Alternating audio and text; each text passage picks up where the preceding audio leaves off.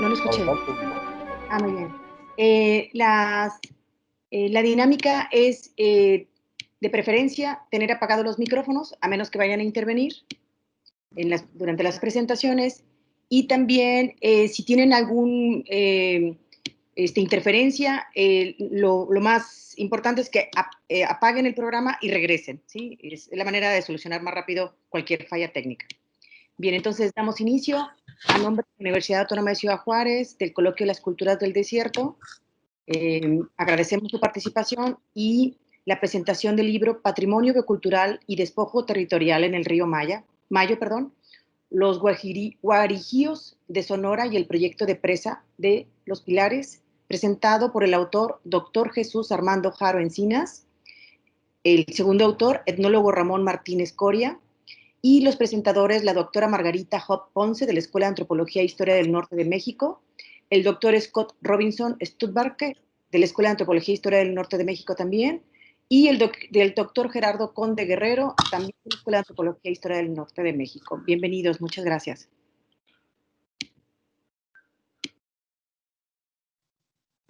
Perdón, como desconocíamos la dinámica de la presentación, le pedimos a Horacio Almanza que se ocupara de moderarnos la sesión, lo cual él aceptó muy amablemente y está aquí acompañándonos. Entonces le pido a Horacio que comience, ¿no? Dándonos la palabra a nosotros. Muy bien. Gracias, muy buenas tardes a esta presentación del libro de los autores Jesús Armando Haro Encinas y Ramón Martínez Coria. El libro es intitulado Patrimonio Biocultural y Despojo Territorial en el Río Mayo. Les agradecemos a todas y a todos su presencia en este evento. Vamos a contar con la participación de 3 académicos y académicas, quienes van a elaborar sus comentarios en torno a la obra presentada. Ellos son, en el orden que aparece aquí en la invitación, el antropólogo Gerardo Conde Guerrero, quien es etnólogo por la Escuela Nacional de Antropología e Historia. Tiene estudios de maestría en Antropología Social en la IDAES UNSAM de Argentina y actualmente es profesor investigador de la Escuela de Antropología e Historia del Norte de México. Se especializa en el grupo, en el pueblo indígena guarijío, y ha trabajado también con pimas y yaquis urbanos. No voy a abundar más en los currículums porque son extensos y tienen una obra nutrida, entonces nada más los voy a mencionar. Y luego tenemos la participación de la doctora Margarita Hopp Ponce, etnóloga, maestra y doctora en Antropología de Iberoamérica, profesora investigadora en la Escuela Nacional de Antropología e Historia del Norte de México, con experiencia de trabajo con grupos indígenas en Jalisco, Oaxaca, Sonora y Chihuahua. Y finalizamos con los comentarios de Scott Robinson Stuttbarke, antropólogo social con especialidad en megaproyectos y desplazamientos, y él es profesor jubilado de la Universidad Autónoma Metropolitana de Iztapalapa, y posteriormente daremos el micrófono a los autores del libro, quienes también desarrollarán más, y lo que estamos sugiriendo ahorita es un tiempo de 10 a 15 minutos con algo de flexibilidad para las distintas presentaciones. Entonces, para no ocupar más tiempo, le damos la palabra al antropólogo Gerardo Conde.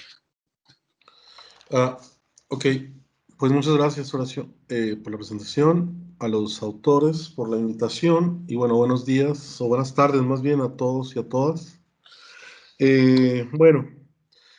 A mí cuando me invitaron a la presentación de este libro, ciertamente lo primero que pensé fue que ¿qué había que celebrar de este libro si finalmente es como una tragedia lo que nos plantean ahí, ¿verdad? Sobre todo, bueno, yo que trabajé con este grupo indígena, pero creo que leyéndolo, leyendo el libro lentamente, te hay algunas cosas que podemos rescatar y es un poco lo que voy a mencionar sobre este libro, ¿verdad? Bueno, primero que nada decir que este libro es un viejo tema ya dentro de la antropología en general y dentro de la antropología mexicana, que es esta cuestión de la construcción de las grandes proyectos hidrológicos, ¿no? Como son las presas. En México empezó en los años 40 por ahí con eso de Papaloapan, con Villarrojas, ¿no? Haciendo como una defensa, que eh, era como, me recuerda un poco al que voy a llegar al final con una de mis conclusiones, pero era como desde un punto de vista del gobierno, los antropólogos del INI se dedicaban un poco a defender este proyecto, estos proyectos, porque lo veían como un progreso, como el desarrollo, ¿no? En pos de el desarrollo regional de ciertas regiones. Recuerdo también en ese sentido a Aguirre Beltrán también defendiendo estos proyectos y quizás los Barabás, Alicia Barabás y Miguel Bartolomé siendo los primeros críticos, sí, siendo de los primeros críticos en estos proyectos de las presas, ¿no?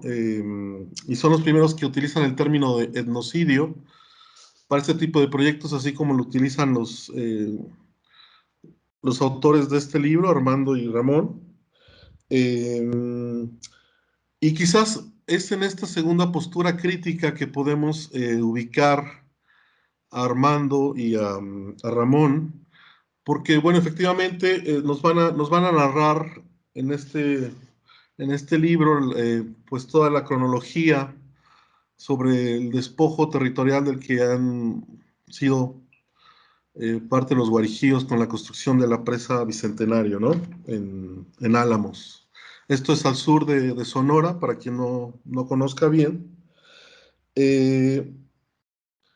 Y digamos, pero estos dos autores, digamos, dentro de esta tragedia, como le llamo yo, pues sacan provecho en el sentido de ven oportunidades, porque comento que releyendo el libro, nos ofrecen capítulos que tienen que ver con la etnohistoria de este grupo indígena, con la etnografía, y bueno, narrándonos pues todos eh, este desplazamiento al que se ven forzados, ¿no? Con la construcción, digamos, de la presa. Eh, y quizás lo interesante de esto es que nos ofrecen datos nuevos, ¿no? Por ejemplo, en esta historia, pues yo que ya me había trabajado con este grupo y que conocía medianamente, por ahí nos ofrecen, por ejemplo, una historia que yo no había leído de cómo es que llegan ciertos personajes a la Sierra Madre Occidental, como son estos primeros mestizos o yoris, ¿verdad? Nos ofrecen por ahí ciertos posibles vínculos entre los guarijíos y los macoyawis, por ejemplo, y quizás de ahí entender su autodenominación para los de Sonora, que es Macurahue. En la parte etnográfica también hacen uso de fuentes, nos ofrecen una descripción etnográfica actual de los guarijíos de Sonora y hacen uso, por ejemplo, de datos arqueológicos, ¿no? Que eso tampoco yo no lo había visto antes en algún estudio sobre los guarijíos. Y esto, bueno, porque los antropólogos de Lina Sonora se vieron un poco obligados a hacer un estudio para demostrarle al gobierno pues que había ahí pinturas rupestres y que iban a ser afectadas con la presa, ¿no? Pero bueno, ellos, insisto, lo utilizan para darnos como esta nueva eh, reescritura de esta historia, de esta etnografía guarijío. No voy a entrar mucho en detalle de los otros capítulos, porque bueno, también es para que hacerle una invitación a la gente para que los lea, pero bueno, tiene que ver con la flora y la fauna de los guarijíos, dándonos así un listado completo de toda esta etnobotánica, o como le llaman ellos, estos saberes autóctonos. Y esto también, esto no solamente, digamos, participó la gente del lugar, la gente guarijí en hacer esta lista de nombres de plantas y animales que viven ahí en la sierra, sino que esto derivó en un concurso que hicieron los autores que se llama Saberes del Monte, ¿no? Entonces, ahí también hay un valor porque fue una investigación de estas que le llaman participativas, donde la gente realmente también participa de alguna manera, no solamente los autores. Entonces, bueno, ahí, insisto, y bueno, ya después vienen pues los capítulos donde nos narran pues todas las cosas que no se tomaron en cuenta para hacer la presa, ¿no? Todas las artimañas por las que se valieron, tanto el Estado como los que les convenía esta construcción, pues para hacer la presa, ¿no? No hubo una consulta adecuada, ni previa, ni consultada anteriormente, muchas irregularidades, entonces, pero bueno, eso lo dejo un poco pues para que lo lean mejor. Y finalmente también pues nos narran, bueno, y quizás la otra virtud de este libro es que todos estos capítulos de los que nos hablan los autores, finalmente tienen que ver con eso, con la construcción de la presa, ¿no? O sea, esta reconstrucción de los saberes de la flora y la fauna, pues tiene que ver con que están en peligro, se ponen en peligro con la construcción de esta presa, animando la cultura, Guarijío, se van a inundar varios poblados, como sería Mesa Colorada, como sería Mochibampo, ciertos centros ceremoniales o importantes para los guarijíos, como algunos de sus panteones, se verían digamos, inundados también bajo esta construcción. Y en ese sentido, ya lo último que quiero decir, y con esto termino, es finalmente otra causa que traería negativo esta construcción serían los desplazamientos forzados, ¿no? De las comunidades y de la gente guarijío, que ya el narcotráfico lo estaba haciendo, ¿no? Desde los años 90, 2000, había un desplazamiento muy forzado debido a la violencia, debido a las violaciones hacia las mujeres y hacia los derechos de la gente guarijío. Bueno, pues con la construcción de la presa, esto se está también acelerando un poco. Y para bien o para mal, todavía no lo sé aún, pero los autores finalmente y digamos, viéndolos desde una perspectiva procesualista, políticamente hablando, nos dan solamente el inicio de lo que va a traer, de lo que es la construcción de esta presa en territorio guarijí, es decir, nos dan los inicios, cómo se construyó, falta analizar el presente y lo que va a traer en unos años esta presa. Cuando hablo de qué va a traer, hablo de 10 o 20 años y ver realmente cuáles fueron las afectaciones, porque ellos las mencionan algunas, dan algunas que pueden pasar, pero bueno, habría que ver a futuro, ¿verdad? ¿Cuáles son estas afectaciones a futuro? ¿Quiénes realmente fueron los beneficiados en todo esto?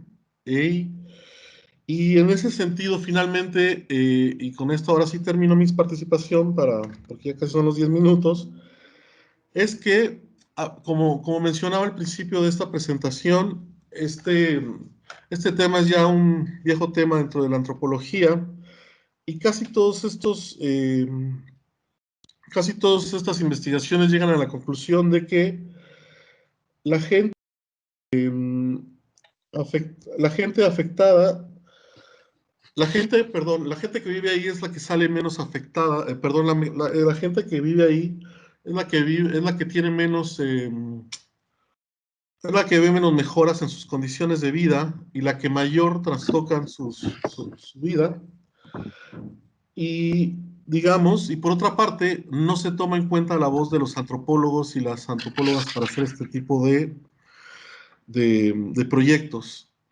Habría que tener en cuenta, y por último, habría que hacer como un estudio también que tenga en cuenta todavía las demás voces de todos los implicados en el proceso. Quiero decir, las instancias gubernamentales, quienes construyeron esa presa, porque esto me lleva a ver, por ejemplo, pues no sé si lo vieron, pero el Peje estuvo en la construcción de esa presa y tenía una tenía una cara, perdón, pues tenía una sonrisa pues muy contento, se veía nuestro querido presidente, a pesar de todas las cuestiones turbias que hay ahí. Entonces, pues yo no sé si no lo leyó, si no le comentaron, si no le dijeron, pero ver, bueno, por qué él avala ese proyecto? Ver, por ejemplo, el Instituto Nacional de Antropología e Historia, por ejemplo, no hay una declaración de nuestro director, de Diego Prieto, diciendo por qué avala estos proyectos, ¿no? O si no los avalan, ¿por qué no? El mismo INA Sonora, que también parece que se vio ahí medio lento en todos sus procesos, ¿no? Que si bien después metió el recurso este de las pinturas rupestres y que iban a ser afectadas, pues en un día tumbaron ese proyecto. Entonces, creo que falta como todas estas voces para darnos cuenta mejor de todo esto y por qué son aceptados en pleno proceso democrático todos estos proyectos que ya no deberíamos de estar, digamos, relatando, ¿no? Pero bueno, invito en ese sentido a la gente que nos está viendo y escuchando a leer este libro. Felicito a los autores y que de alguna otra manera, como decía al principio, no es un libro que me dé alegría en ese sentido, pero pues el que haya siempre un libro sobre los guarijíos es motivo de alegría en ese sentido, ¿no? Y que se aproveche también otras cuestiones de esto que pues es una tragedia, ¿no? Para mí. Pero bueno, gracias. Muchas gracias por su participación, tecnólogo Gerardo Conde. Cedemos ahora el uso de la palabra a la doctora Margarita Hopp. Adelante, Margarita, muchas gracias. Muchas gracias, buenas tardes, días, algunos todavía.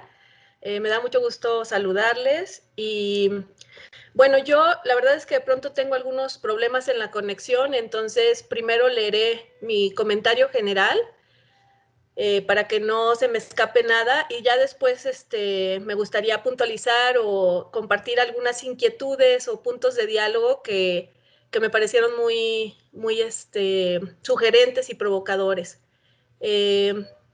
Empiezo entonces la lectura. Pues en primer lugar, me gustaría agradecer la invitación a participar en esta presentación. Me siento muy afortunada de haber recibido este hermoso libro que da fe del gran cuidado con el que fue realizado tanto en su edición como en su contenido y del enorme compromiso de los autores con el pueblo guarijío. La publicación de un libro que contribuya a la comprensión de la compleja realidad del noroeste de México siempre es motivo de celebración y este libro, sin lugar a duda, representa un enorme aporte al conocimiento del mundo de la vida de los guarijío y sobre todo a la construcción de vías y estrategias para su resguardo. Escrito con claridad, tanto en la redacción como en el posicionamiento de los autores, su lectura fluye y nos lleva por los múltiples ámbitos de la contemporaneidad de uno de los pueblos menos estudiados por la antropología, más olvidados por el Estado y asediados por los intereses del capital. Es un libro de amplio espectro, si se me permite la expresión, pues transita por diversas disciplinas para dar un panorama muy amplio del contexto en el que tiene lugar el mundo de la vida de los guarijíos, su espacio vital. Destaca en este sentido el capítulo 5 sobre el río y el monte y la sistemática información medioambiental desde la botánica o etnobotánica hasta la geología. Este capítulo aparece nodal, puesto que en él confluyen tanto las prácticas de los guarijíos, su uso y su relación con el medio, como las razones por las que este territorio está en disputa a partir de los intereses de quienes ven en él una fuente de riqueza. La tensión entre quien lo habita, lo deambula, lo conoce y lo ama, frente a quienes lo ocupan, lo conquistan y lo explotan. Del libro desprendo diversos temas de conversación con los autores y demás colegas a quienes les interesa abonar a la comprensión del gran noroeste de México, pues encuentro en él una fuente de información no solo sobre los guarijíos. Los datos y los mapas que aporta arrojan luz para la comprensión de los diversos pueblos que habitan entre las laderas y las cumbres de la Sierra Madre Occidental. Particularmente, para el caso de los Pimas, este libro es un referente, es fuente de información y punto de comparación, pues también se trata de un pueblo transestatal. Por ejemplo, ya estos son algunos de los temas que me evocó y me sugirió la lectura de este libro. El primero es todas las similitudes y todos los aspectos que veo de confluencia entre lo que se describe para los guarijíos y lo que he podido observar o leer sobre los Pimas. Me llama mucho la atención la descripción de los saludos, de lo que los autores han denominado el letos, de manera creo que muy acertada, y la compleja relación con los mestizos, Yoris y Chavochis, que en el caso de los Pimas, pues en el lado de Chihuahua se refieren a ellos como Chavochis, y en el caso de Sonora como Yoris, con quienes comparten maneras y prácticas. Me parece muy acertada esta descripción de la complejidad de las relaciones interétnicas entre estos grupos que comparten espacios de vida, y que en ese sentido me hace pensar en la importancia de empezar a hablar en términos de comunidades de práctica, porque muchos de los saberes en el caso de que se describe en el libro de los guarijíos, o en el caso que yo he podido observar, que es el de los Pimas, muchos de los saberes sobre el monte, sobre la relación con el medio, pues en realidad son compartidos también por los otros habitantes de esos lugares, ¿no?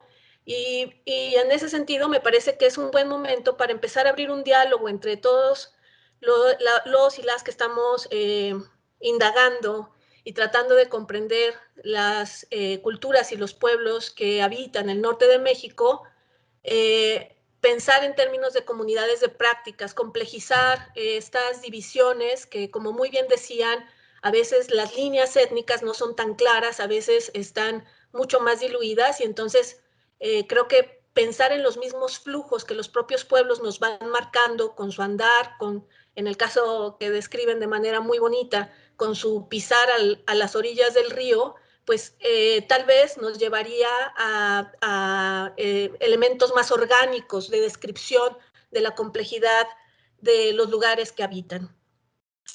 También, por supuesto, me lleva a preguntarme sobre la idea de modernidad, que de pronto parece como agente, una modernidad que proviene de agentes externos, y que me hace preguntarme en qué consiste la contemporaneidad de un grupo, cuál es su actualidad, cómo se actualiza y cómo traza su futuro, que me parece que en antropología y a partir de ejercicios que dan cuenta de la memoria de los grupos y de los pueblos a partir de sus saberes, también podemos empezar a indagar sobre los futuros posibles, los futuros diseñados desde esas mismas lógicas. En ese sentido también encuentro muy interesante en el estudio del monte, y aquí pido una disculpa por hablar mucho desde mis intereses particulares, pensando en la posibilidad de empezar a trazar diálogos de trabajo colectivo entre quienes estamos del lado de Chihuahua, los compañeros que están del lado de Sonora, pensando a partir, por ejemplo, de campos de estudio etnológico.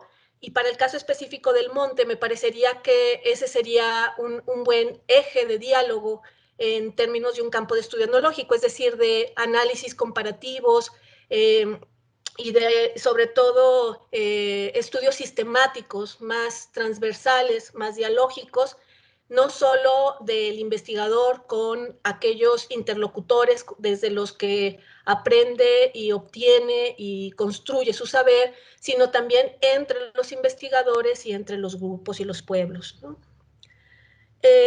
Bueno, esos serían algunos aspectos. Me encantaría que pudiéramos, no sé, platicarlos un poco más, con más detalle. Hay muchos otros. Yo en realidad quiero felicitarlos por este libro. Es un libro muy bonito.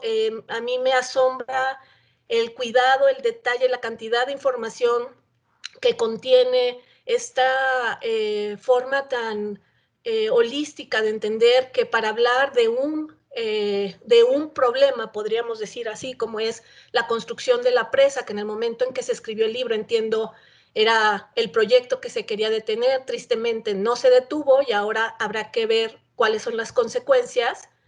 Pero me parece que este libro, además de mostrar el acompañamiento de los autores del pueblo guarijío y cómo pusieron, digamos, sus conocimientos en diálogo con los saberes guarijío para ir construyendo una explicación que trascendiera ese problema, en el sentido de plantear cómo no los guarijíos a la luz de la construcción de la presa, sino la construcción de la presa a la luz de los guarijíos, me parece una visión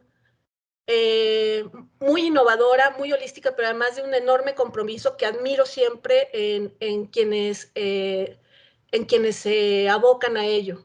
Entonces, los felicito y les agradezco infinitamente por este generoso trabajo, porque en realidad vi en él mapas maravillosos, unas tablas con tanto detalle, tablas que describen los elementos de la flora y la fauna, que realmente son pues un trabajo que nos va a ser de mucha utilidad a todos. Y bueno, para no alargarme más y con el fin de que tal vez hubiera algún momento para la conversación, pues hasta aquí lo dejaría. Muchas felicidades.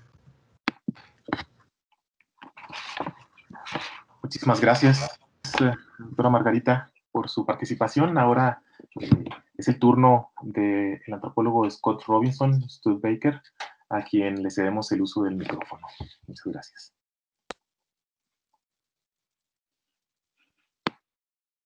Perdón. Muy buenas tardes a todos. ¿Me escuchan bien? ¿Sí? Muy bien. Pues como me siento en otra posición aquí ante el libro, trabajo, la amistad de muchos años con mis compañeros Armando y Ramón, por haber sido autor del prólogo y también por sentir una profunda tristeza, frustración, engaño, quizás autoengaño de haber, de haber creado una fe en la narrativa de la 4T.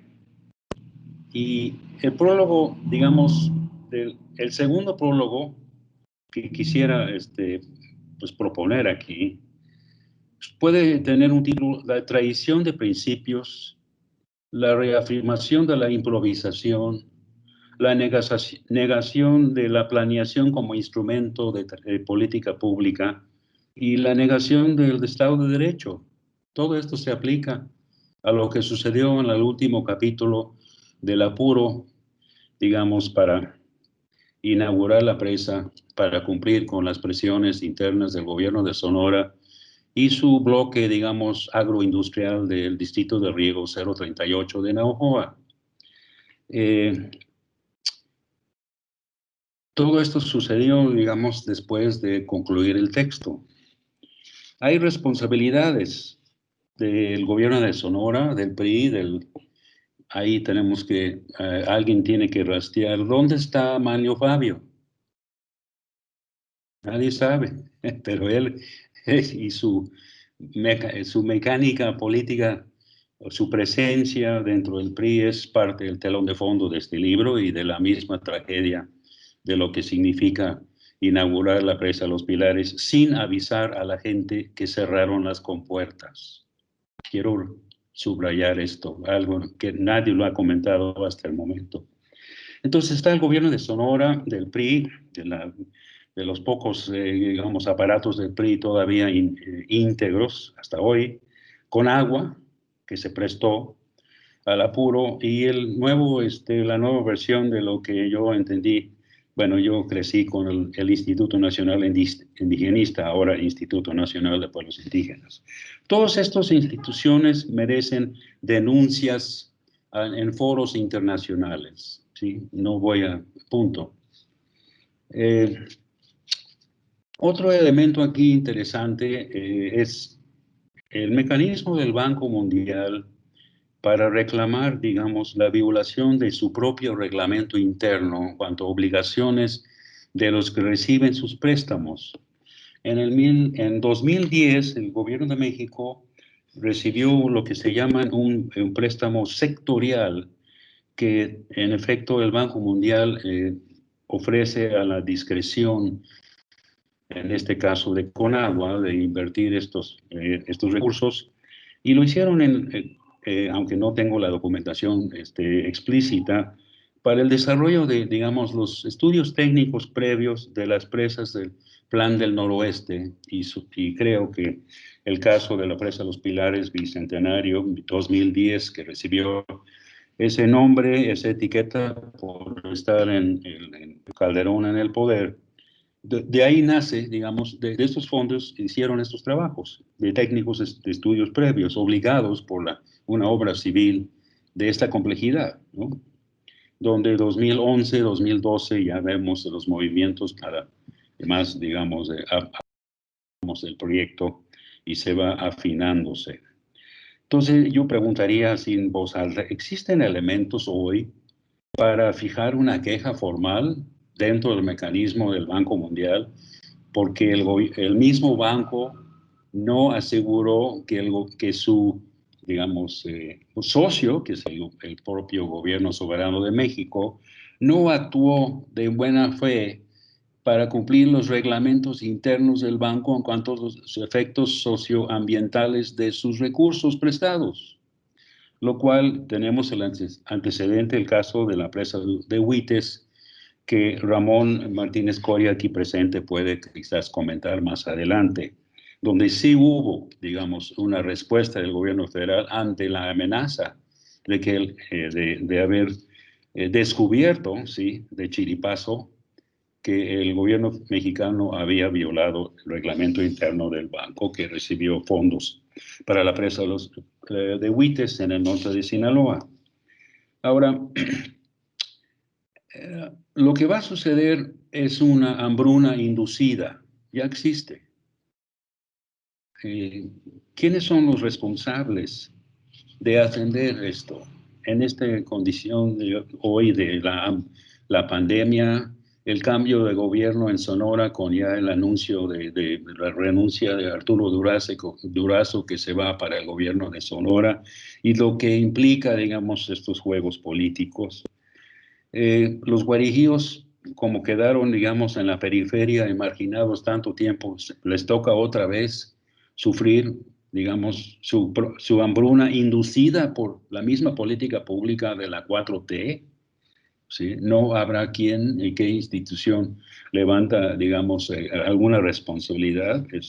Es mucho, es pensamiento utópico pensar que hay una solución aquí a corto plazo ante la subida de las aguas del embalse y la inundación de las tierras sembradas, donde que no se cosecharon porque los echaron el agua, digamos, antes de tiempo, antes de cosecha, en las faldas digamos, de las orillas del río, que es el sistema, digamos, de cultivo tradicional de los guarijíos. En fin, la hambruna inducida y qué sucede ahora y quién se hace responsable. Es un tema. Y eso me lleva a preguntar también así al aire a todos ustedes, ¿cómo documentar otro etnocidio? O sea, como que me da pena sugerir que es algo que se debe de documentar, porque se ha hecho tantas veces, y es el mismo cuento, y a nivel de las instituciones federales la actitud es yo no fui. ¿Y quién se hace responsable? ¿Cómo documentar? ¿Cuál es la ética de hoy y del sector de ciencias sociales, digamos, aplicable, digamos, al nuevo etnocidio y la hambruna y todo lo que implica el llenado del embalse, los pilares ante el impacto ante el pueblo guarijío? Y para finalizar, creo que estamos ante la coyuntura en esta misma conferencia y todas sus aportaciones y temas de buscar un consenso metodológico ante realidades bioculturales que este libro plantea, digamos, como una base, un caso muy concreto y documentado, y los megaproyectos a futuro. Llama la atención que ya son, ¿qué?, 40 años o más de una documentación del impacto de los megaproyectos, serán hidráulicos, hidroeléctricos, pocos del sector petrolero, porque Pemex nunca permitió, digamos, una crítica, digamos, con datos confiables. pero no existe en las ciencias sociales nacionales un concepto, una especie de manual metodológico como para proceder, que todos los trabajos han aportado, pero de una forma muy anárquica. Y aquí estamos ante una coyuntura, yo creo que merece ya formar algo más sistemático que puede beneficiar a todos los gremios vinculados en las ciencias sociales nacionales.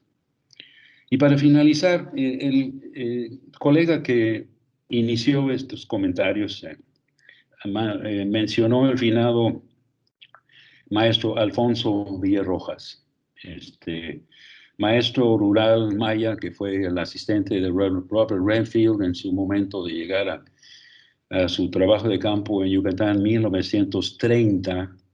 Y don Alfonso me platicó antes de su paso más allá, que en el informe, y me mostró su informe, que él participó, tuvo mucho que ver del INI para el caso de la prueba de la presa, hoy que se llama Miguel Alemán, que inundó a 25,000 y pico, quien nadie sabe, de mazatecos en los mediados de los años 50. El informe es del año 57, publicación oficial del INI.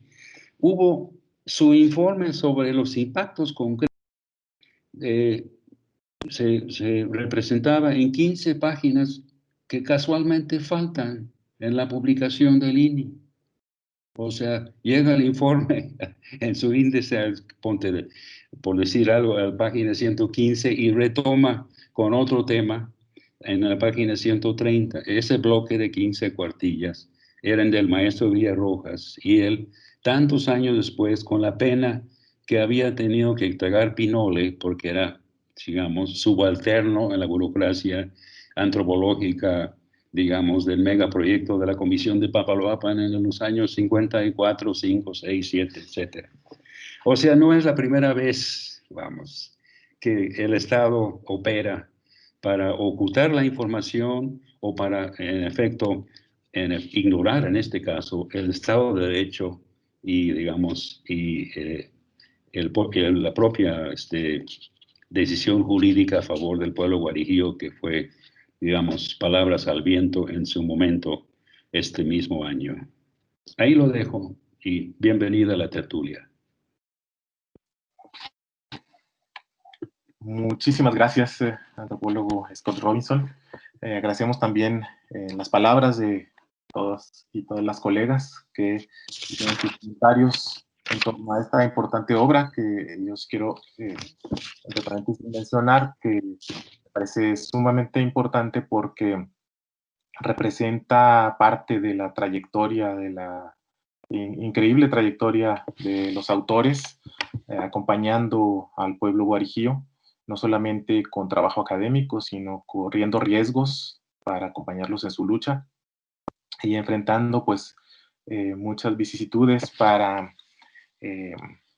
por la lucha de sus derechos. También, bueno, finalmente es una, como decían ahorita, es una historia trágica, pero que seguramente no es en vano y se alcanzarán muchos logros con el trabajo ya hecho. Antes de ceder el uso de la palabra a los autores, quisiera leer sus resúmenes curriculares. Jesús Armando Haro es médico y antropólogo, profesor investigador del Centro de Estudios en Salud y Sociedad, el Colegio de Sonora, autor de varios textos sobre problemática indígena, el sistema local de salud guarijío Macurahue, un modelo para construir, de 1998, de aciagas oportunidades, evaluación de un programa de combate a la pobreza en 3 regiones indígenas del sur de Sonora, México, 2011, los indios en la nueva historiografía sonorense, del 2011, salud para los pueblos indígenas de México, avances y retrocesos a la vuelta del milenio, 2015, con Ramón Martínez Coria en políticas comparadas en Saúde indígena en América Latina, a la buena de Dios. La respuesta social ante la pandemia COVID-19 en México y los pueblos indígenas del 2020 en 40 historias para una cuarentena. Prosigue el autor Ramón Martínez Coria, etnólogo especializado en antropología jurídica, pueblos indígenas y desplazamientos forzados, presidente del Foro para el Desarrollo Sustentable AC.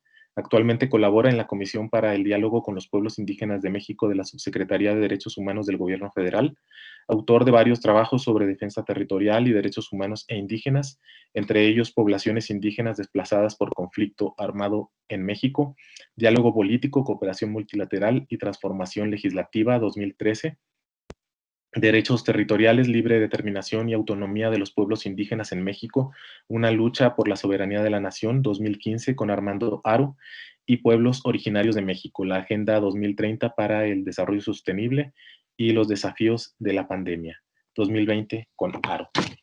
Entonces, pues escuchamos lo que nos tienen que decir los autores, comenzando, por favor, con Jesús Armando. Adelante. Pues agradezco mucho las hermosas palabras de todos ustedes. Yo creo que en este libro, pues en realidad, en lo personal, yo estoy resumiendo 40 años de experiencia con el pueblo guarijío. Yo llegué ahí como pasante de servicio social, como médico en 1980, y cuando los conocí, pues me empezaron a enseñar inmediatamente otras maneras de ver el mundo. Recuerdo que me hicieron su paciente desde un principio.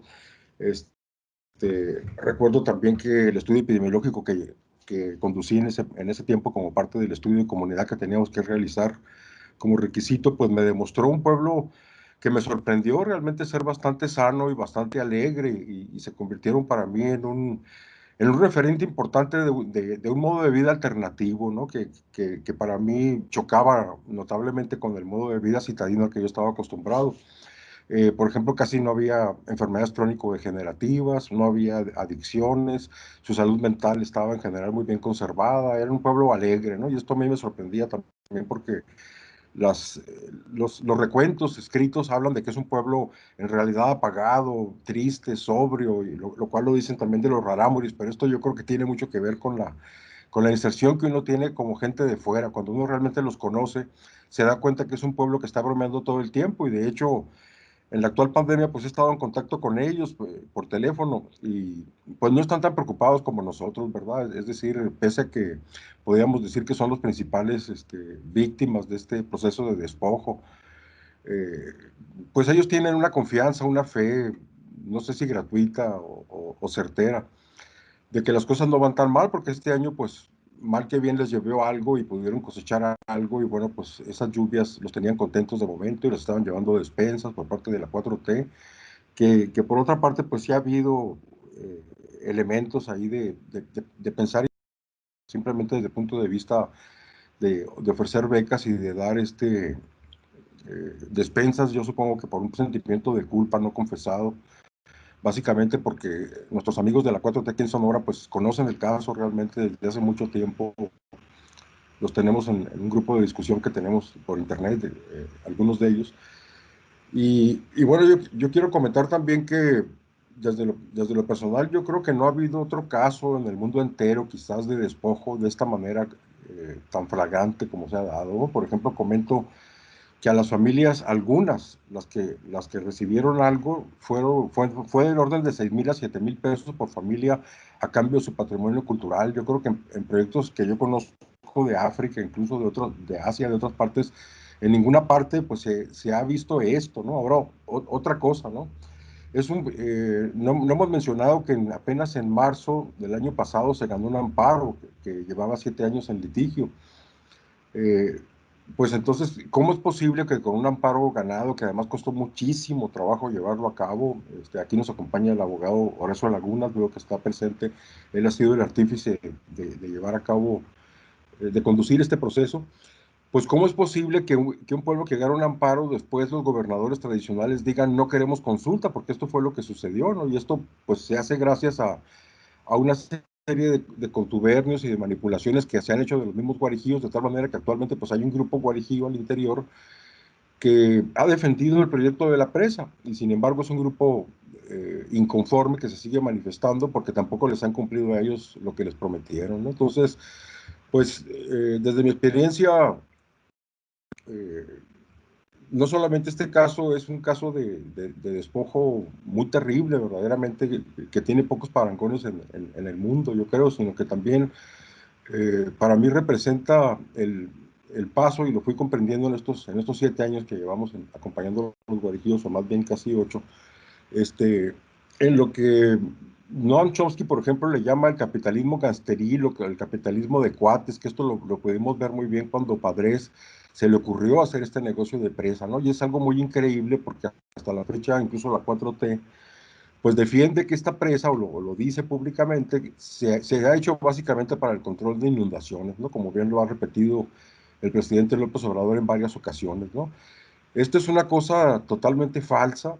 Si ustedes conocieran el manifiesto de impacto ambiental, por ejemplo, se podrían dar cuenta de lo endeble que es, se pudieran dar cuenta de que lo hicieron las mismas gentes que trabajaban para el gobierno del Estado, que por cierto los guarijíos, a todos estos agentes, desde etapas muy tempranas de la lucha, les pusieron un mote, porque era muy difícil poder distinguir entre instancias de gobierno, entre la empresa Canoras también, entre las empresas que tuvieron que ver con esto.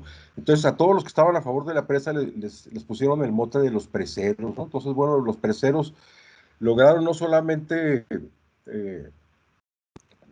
manipular y comprar las voluntades de todo el mundo, ¿no? O sea, comento, por ejemplo, formas tan tremendas, ¿no? Por ejemplo, como un presidente municipal, por ejemplo, que nos acompañaba en su momento, que estaba de parte de los guarijíos, en un momento dado nos cita casi clandestinamente para decirnos ya no los vamos a poder seguir acompañando, y a partir de ahí pues nos hacen ver el tipo de amenazas que se cierran sobre la gente que se opone a los proyectos de los preseros, ¿no? Y ese tipo de amenazas son: aceptas $1,000,000 o te matamos a tu familia, ¿no? Entonces, bajo estas circunstancias, pues es muy difícil realmente poder llevar a cabo un proceso, ¿no? Mi aprendizaje es que no solamente es este capitalismo gangsteril de cuates el que está introducido en el caso de la empresa Pilares, sino que es un capital internacional. eh, a pesar de que lo hemos denunciado en la presa y esté en el libro también, en realidad esta presa pues no solamente se hace para aumentar el espacio del distrito de riego 038, que además varios políticos desde 10 años atrás empezaron a comprar terrenos justamente en el Valle del Mayo, sino que en realidad responde a intereses mineros que incluso vienen de China, que vienen de Canadá, que vienen de Estados Unidos, y pues desde hace bastante tiempo, cuando ya antes de terminar la presa, un año antes, pues estando en Álamo, simplemente estando en San Bernardo sobre todo, pues uno veía pasar los carros de las mineras, pero de montones de compañías haciendo prospección, ¿no? Y en esto pues ha habido unos contubernios tremendos, ¿no? Desde la gente que estuvo a cargo de la Conagua aquí en Sonora, por ejemplo, que pertenece a una familia que actualmente está aliada con capitales extranjeros para explotar. Entonces, detrás de todo este drama, de toda esta tragedia, pues se esconde en realidad una gran historia que poco ha salido a la luz, que es la penetración de la minería, justamente, ¿no? Y pues ha sido tanto verdaderamente el descuido, es increíble, ¿no? Que cuando López Obrador inaugura la presa, pues ni siquiera les ponen un camino a los guarijíos para poder pasar en carro a sus territorios. Entonces el municipio les da una lanchita que ni siquiera es de motor, que cuando mucho les sirve para pasar despensas y alguno que otro enfermo, siempre cuando el ruido no está muy crecido. Varias veces el camino que tienen se ha visto interrumpido en esta temporada. Y esto va a ser todavía más grave a futuro, porque la presa apenas se está llenando, y en realidad, mientras no haya un ciclón como el tipo de los del Niño que suceden en Álamos, en el sur de Sonora, cada 7, 8 o 9 años, en realidad la presa se ha hecho para poder acopiar esta cantidad de agua que sucede intermitentemente cada 7 años, como lo comentaba, cada 8 años, ¿no? Entonces, lo que se perfila, pues por delante en realidad, absolutamente, las mineras están operando en contubernio con el narco, además, con los intereses empresariales y políticos. Entonces, pues la experiencia nuestra ha sido como cuando hay dinero, cuando el dinero está mandando, eh, es casi imposible prácticamente. O sea, vimos como todas las instancias de gobierno, de las legales hasta las legislativas, hasta las municipales, las estatales y las federales, de todo tipo, porque acudimos a todas ellas, se encuentran absolutamente en contubernio, ¿no? Y realmente muy poca gente, ¿no? Está dispuesta realmente a dar la cara y a luchar. En el caso de la Universidad de Sonora, por ejemplo, pues la gente de geología, por ejemplo, pues gente que sabía cosas, por ejemplo, sobre el sitio donde se construyó la presa, lo inadecuado que es, que probablemente lleve a que se derrumbe la cortina, por ejemplo, porque está situada encima de rocas volcánicas donde hay aguas termales, por ejemplo. Sin embargo, nos comentó en todo tiempo pues, que no podían dar esa información oficialmente, que solamente era de palabra. Y entonces, pues uno se encuentra este tipo de paradojas, ¿no? Como gente que está a favor de tu causa, que sabe pues el tremendo despojo que se está haciendo, es incapaz de hacer nada porque tiene las manos atadas o porque tiene las voluntades vendidas. Y sin embargo es gente que te da, por ejemplo, vales de gasolina para que tú te muevas o que te apoya de muchas maneras porque su misma conciencia está dividida, ¿no? Entonces, eso es a mí a lo que me lleva, ¿no? Realmente estamos perdiendo esta lucha, y cuando digo esta lucha no me refiero a la lucha de los guarijillos, sino la lucha por la vida, la lucha por el planeta, justamente pues porque nuestras voluntades están divididas, es decir, hay una parte de nosotros que reconoce profundamente todo esto, que nuestra lucha además es de todos, es por el planeta, es por Sonora, es por los guarijíos, es en contra del cambio climático, es en pro de la biodiversidad, por ejemplo, que actualmente ya se reconoce como un factor muy importante para la salud humana global. Y sin embargo, pues no somos capaces de dar esta guerra, esta lucha, porque justamente tenemos las manos atadas o las voluntades cercenadas, ¿no? Y bueno, pues es lo que yo puedo comentar. En realidad, yo tengo demasiado que agradecer a los guarijíos. No solamente me abrieron un campo mental nuevo de conciencia, no solamente se pusieron a curarme, sino que además a partir de la vida en el monte con ellos, entendí que esa era la vida que vale la pena ser vivida, y con esto no quiero decir de hablar de un retorno al pasado, ¿no? El concurso que hicimos nos metió en una dinámica de conocer realmente lo que es un patrimonio biocultural que yo no conocía a pesar de haber estado en la región durante muchos años. Lo de la presa fue una oportunidad realmente para ingresar en áreas totalmente desconocidas para mí, como la geología, como la etnobotánica, en la cual proseguimos hasta ahora, sino que además el hecho de enterarme yo de que uno podía vivir en el monte, sin luz, sin agua, viviendo de los recursos del monte, aprendiendo a cazar con ellos, aprendiendo a pescar, me hizo a mí, fue el regalo, ha sido para hasta ahora el regalo más grande que he recibido en mi vida, porque en todos los trabajos sucesivos que he tenido desde antes, nunca he aceptado que se impongan las voluntades perversas sobre mi persona, porque siempre he dicho, bueno, si a mí el mundo aquí se me cierra, ya tengo a dónde irme, ¿no? Siempre pensando que tenía ese colchón. Actualmente, con el proceso de la presa y con lo que está pasando en todo el mundo, con todos los territorios indígenas, pues veo que ese colchón prácticamente ya no existe o está a punto de desaparecer, ¿no? Sin embargo, el regalo continúa vigente. La conciencia de poder ser libre y poder decir no, y eso es lo único que quiero compartir por ahora.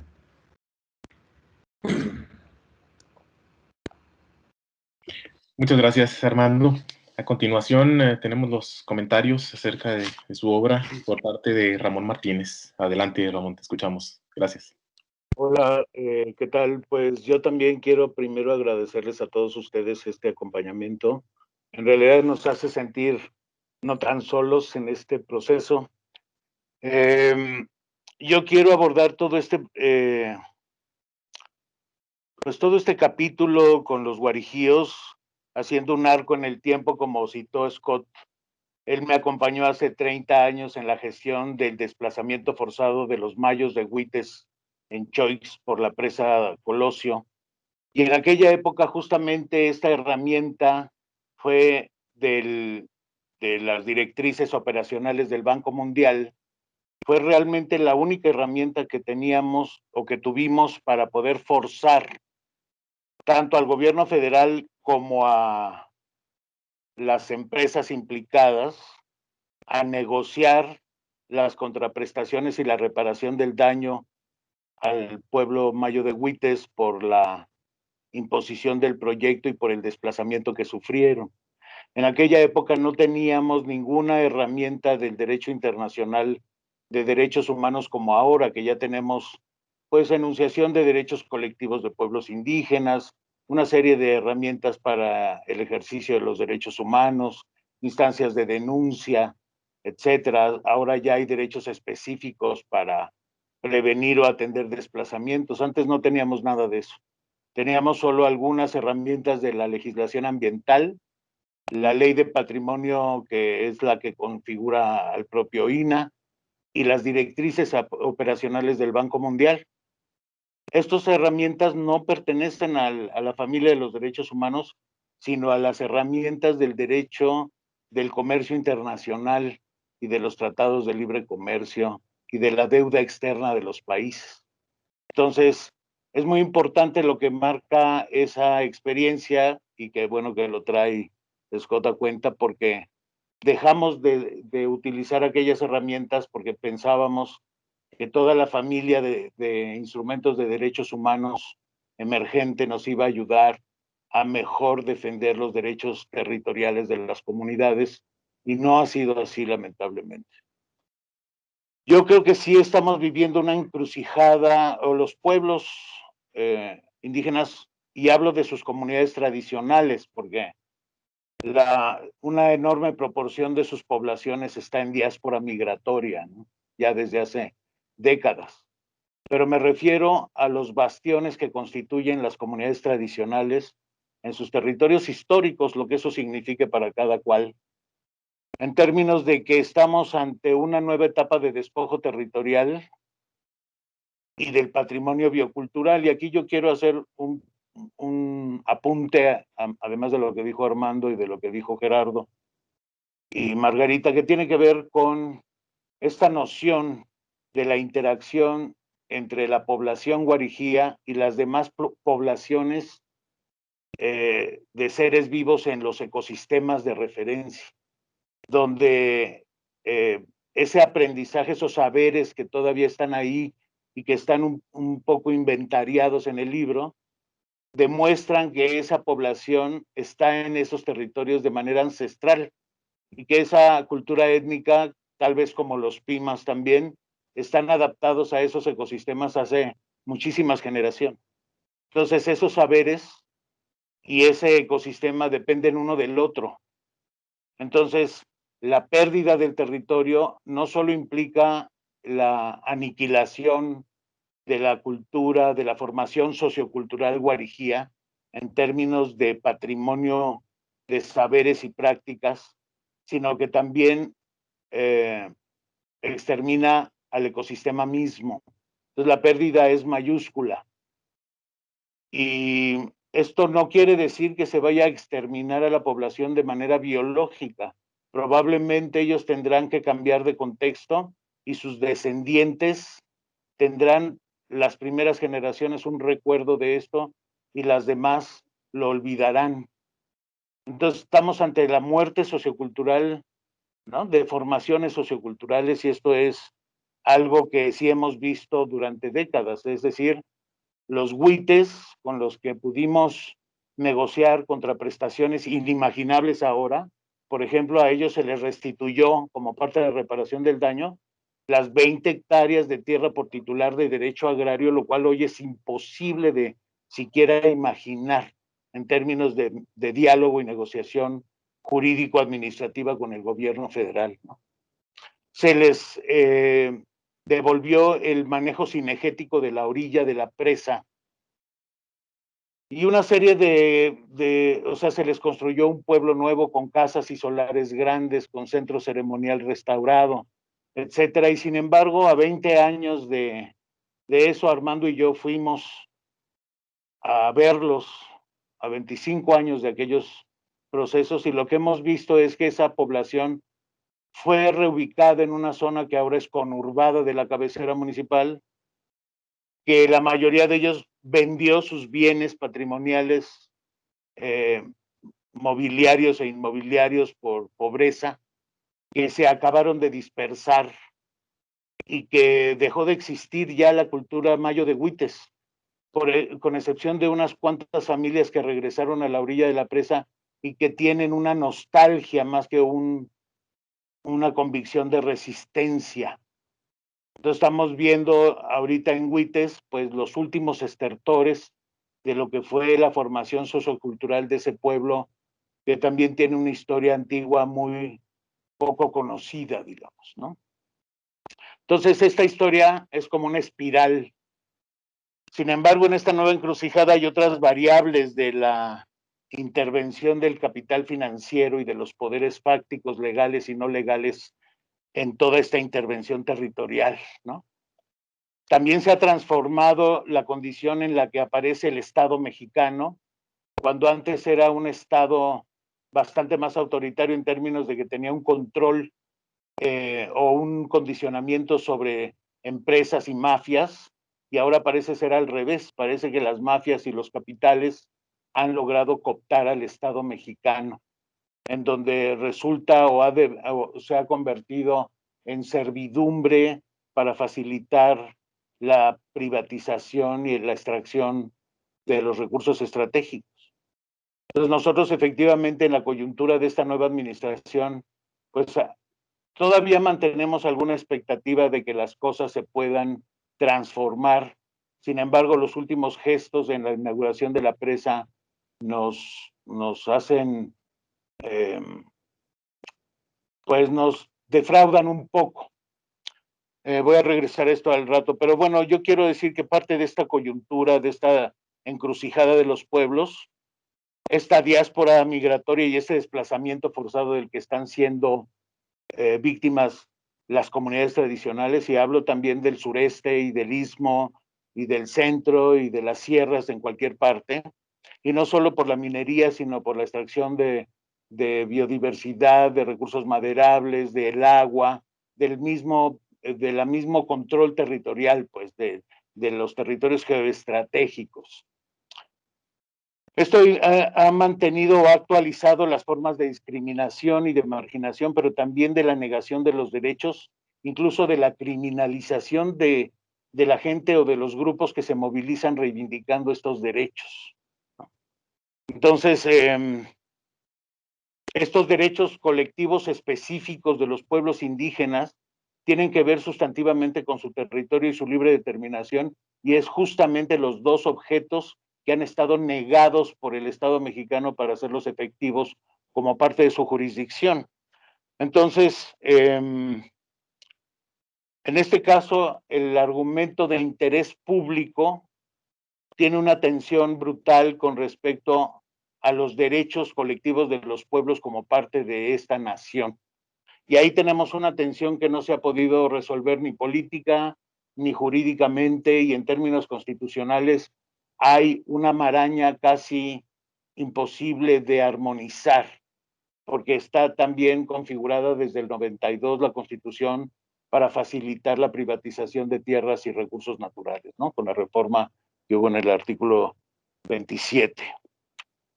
Ahora bien, me quiero referir tantito un poco al impacto sociocultural en términos de largo plazo. Ya dijeron Armando y Scott respecto a la hambruna. Lo primero que la inundación está provocando es la pérdida de la ribera del río. Entonces, la simbiosis de las comunidades guarijeas con el río implican el epicentro de sus medios de vida y de sus modos productivos tradicionales. Entonces, la inundación los despoja de la orilla del río y los despoja de los ingredientes básicos ancestrales de sus formas de sobrevivencia y de alimentaria y de sus formas de organización económica y comunitaria en general. Entonces, ya tenemos datos de que esta temporada, a pesar de que les llovió un poco, pues ya no pudieron hacer sus magüeches, ya no pudieron hacer sus siembras de maíz como lo venían haciendo. Los que han podido lo han hecho porque rentan tierras ajenas. Entonces, bueno, pero también se ha transformado la migración. Ahora grupos de jóvenes, hombres y mujeres, viajan por más largos ciclos como jornaleros agrícolas y han encontrado un nuevo nicho en los territorios yaquis que es digno de un trabajo etnográfico emergente muy importante.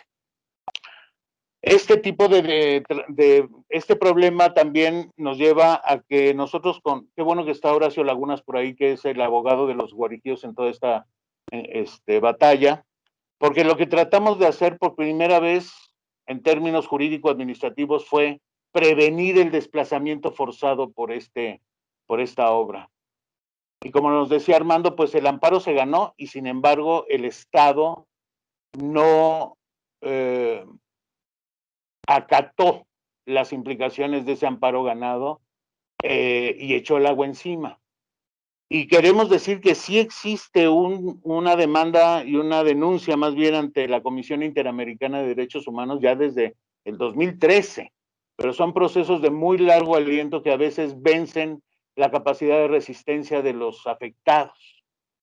Entonces, nosotros todavía no perdemos la esperanza de que la Comisión Interamericana revise este asunto y interpele al Estado mexicano, al menos para configurar una nueva etapa de negociación, porque las contraprestaciones que se les han puesto en la mano tienen que ver con la mano negra que los dividió internamente y que les está dando prebendas a los que dieron su anuencia y cedieron sus derechos, pero han estado marginando a los que se resistieron y que son los justamente afectados en su territorio. Entonces, las instancias de gobierno han estado manipulando la relación con los gobernadores guarijíos que no son de las comunidades afectadas, en una abstracción de que unos representan a todos y entonces usan a los gobernadores de las comunidades que no tienen afectación territorial para quitarle los derechos territoriales a los que se han negado a ceder esos derechos. Y están sus vidas en riesgo todo el tiempo. Así que esto es una historia que no ha terminado y la batalla se tiene que seguir librando en términos de obligar que las instancias del gobierno, las instancias jurisdiccionales, le devuelvan el derecho a las comunidades afectadas para negociar la reparación de daños y compensaciones, además de revisar los esquemas de usufructo de los recursos hidrológicos que están ahí implicados, porque vendrán nuevas formas de vivir, como por ejemplo la pesca en el vaso de la presa, y necesitamos asegurar que las comunidades afectadas sean los primeros en tener derechos de pesquerías y de aprovechamientos derivados del agua que los desplazó. También es importante el apunte que hacemos respecto al fenómeno del desplazamiento productivo, que también es una categoría que viene de las directrices operacionales del Banco Mundial y no de los derechos humanos.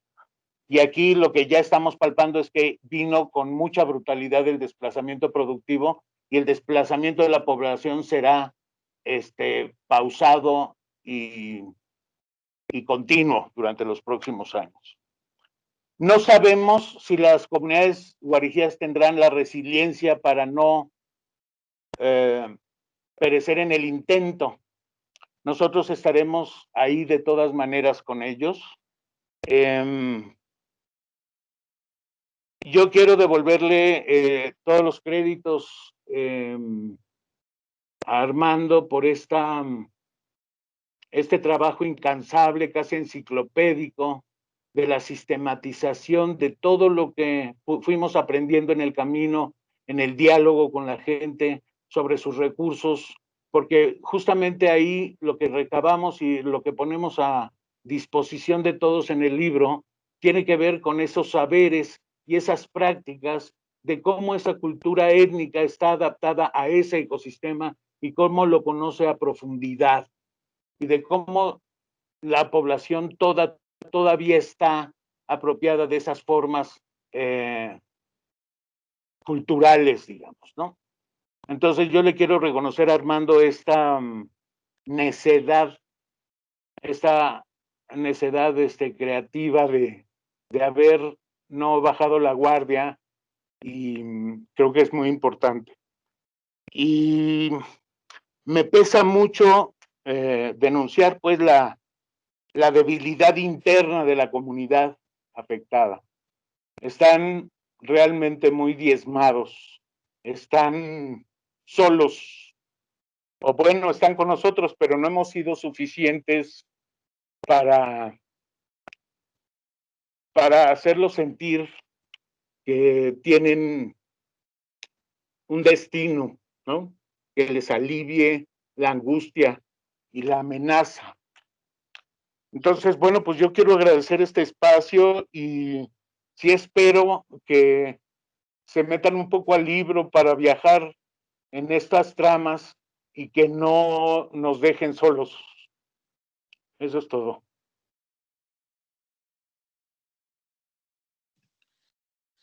No, pues al contrario, muchas gracias, Ramón, muchas gracias, Armando, a los y las presentadoras de este libro, editado por el Colegio de Sonora, por el Programa Universitario Diversidad Cultural e Interculturalidad, con apoyo de la Red Cahueruma, de Christensen Fund, el Fondo de Acción Solidaria, el Foro para el Desarrollo Sustentable AC.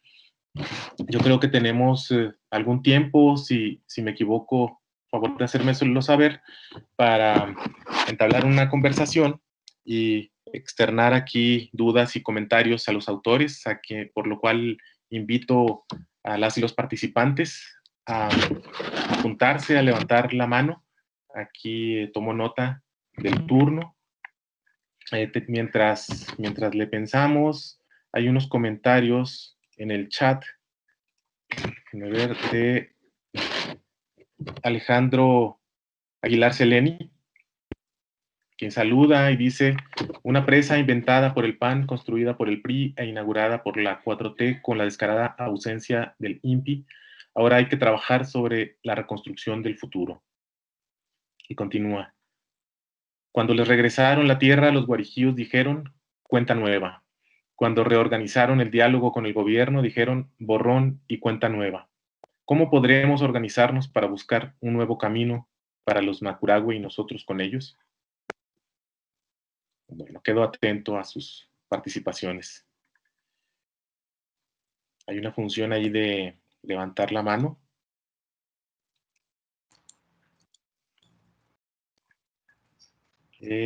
Comenzamos con Gerardo Conde Guerrero.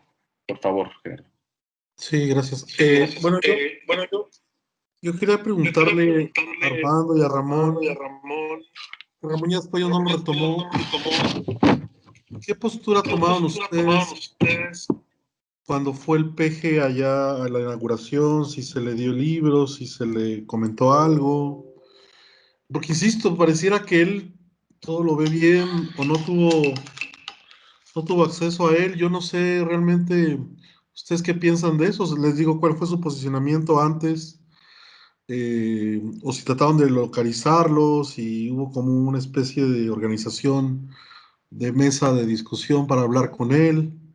No sé, eso me interesa mucho porque no sé si después vieron que fue cuando yo me enojé bastante por redes, me gané por ahí varios insultos de otros compañeros, que después salió una vocera del gobierno a decir que gracias a la presa, ahora los guarijíos les estaban llevando despensas, los soldados, ¿verdad? A Bavícora. Pero bueno, eso, pues la verdad es una tontería porque pues los soldados siempre han estado ahí, a veces y a veces no luchando contra el narco.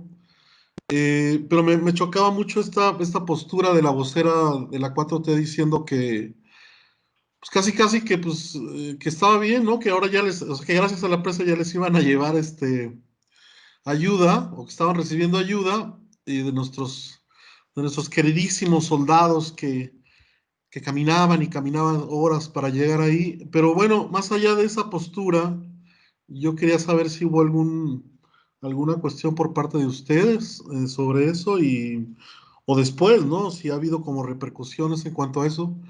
Porque como decía doctor Scott Robinson, pues no es de echarle culpa, sino de acatar responsabilidades, ¿no? Y decir, bueno, ¿y ahora qué pasa? ¿Ahora qué sucede? O sea, a lo mejor ya nos aclararon que, bueno, que hay una demanda todavía ahorita ahí en cuestión, pero bueno, ante este panorama tan desolador, ¿qué puede hacer el gobierno? Ya retractarse, obviamente, ya no, pero no sé, me llama mucho la atención esto, ¿no? Gracias, Ramón, adelante. Gracias, Gerardo. Mira, es muy relevante tu pregunta. Te tengo que compartir lo siguiente. Durante los últimos meses y tal vez el último año, la división interna en las comunidades se exacerbó.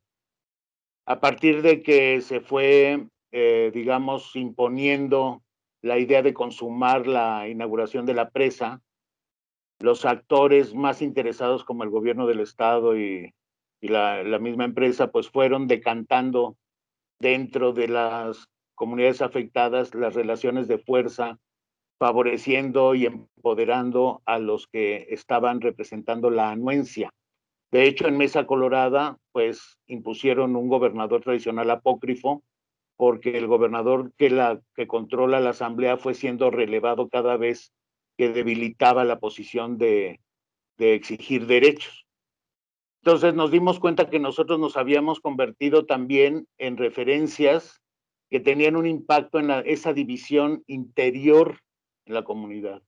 Así que tuvimos que alejarnos primero de nuestra cotidianidad presencial en el territorio, porque nos habíamos convertido también en un factor de tensión interna que no era creativo. Eso no quiere decir que dejamos de lado a la gente. El que se mantuvo en la trinchera, pues fue el abogado, porque procesalmente se mantuvo esa lucha en los tribunales, y sin embargo, pues fluctuaron las condiciones de riesgo con los gobernadores en resistencia, digamos, ¿no? Y sin embargo, pues estas partes de las comunidades afectadas están debilitadas porque vino todo el aparato del gobierno federal a retomar lo que ya estaba ahí sobre la mesa por parte del gobierno del estado y lo respaldó. Nosotros lo que pudimos hacer fue, a través de compañeros propios de muchos años que también están dentro de LIMPI en este caso, pues compartimos con ellos en sus funciones públicas todo este asunto y les pusimos la información estratégica en la mano, y ellos mismos tomaron la antorcha y a varios de ellos los quitaron de la jugada por instrucción de la gobernadora del estado. Entonces, digamos que hubo todo un aparato de contención de lo que nosotros podíamos representar, pero de ninguna manera Armando y yo éramos actores tan clave en esa coyuntura, y más bien lo que tratamos de hacer fue movilizar un poco, respaldando a los gobernadores en resistencia, en particular a don José de la colonia Macuragui. Entonces él lo que hizo fue, como no lo dejaron entrar a la tertulia de la inauguración ahí en Álamos, pues se fue siguiendo a la caravana del presidente hasta, creo que Chojoa, Armando. Y ahí en Chojoa le entregó un documento. Hemos hecho llegar el libro de manera indirecta, pero no le hemos puesto el libro formalmente en la mano porque no tenemos una gestión directa con con esa instancia. Ahora, yo estoy en una situación compleja porque hace un año me invitaron de la Comisión para el Diálogo con los Pueblos Indígenas de México a colaborar con el equipo que es parte de la Subsecretaría de Derechos Humanos de Alejandro Encinas en materia de desplazamiento forzado. Y por supuesto hay gestiones formales, jurídico-administrativas en curso de parte de los guarijíos de los dos lados, ¿no?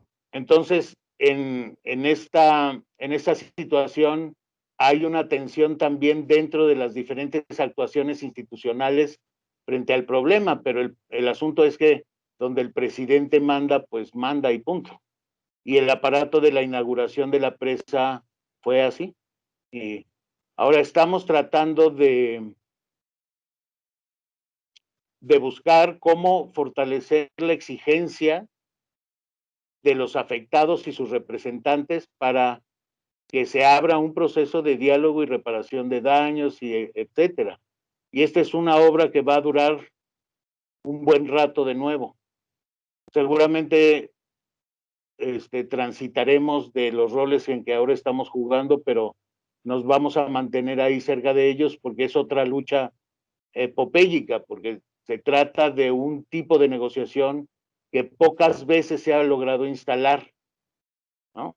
El antecedente de los huites de los 90 de todas maneras nos hace aprender que aunque lográramos estas negociaciones con éxito y lográramos, entre comillas, reparaciones de daños, si no logramos que a los guarijíos se les restituya territorio en el entorno del ecosistema del que son parte, su formación sociocultural desaparecerá en la siguiente generación.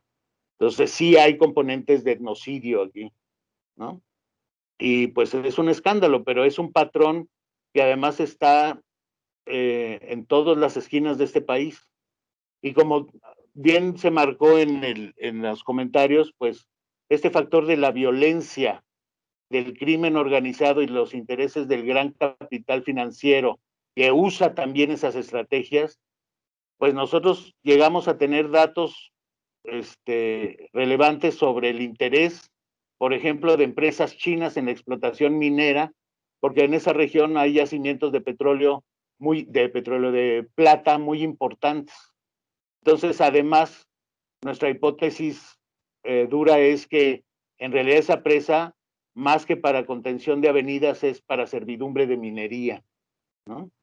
Pero pues estas son hipótesis que vamos a ir viendo en este proceso, y agradezco tu marca porque no tenemos resuelto este asunto y nuestra posición ahorita está totalmente mermada en términos de que pues está contra las cuerdas el conjunto de las familias de las comunidades afectadas, ¿no? Pide la palabra en primer lugar Isela González. Bienvenida, Isela, adelante, y a continuación Scott Robinson.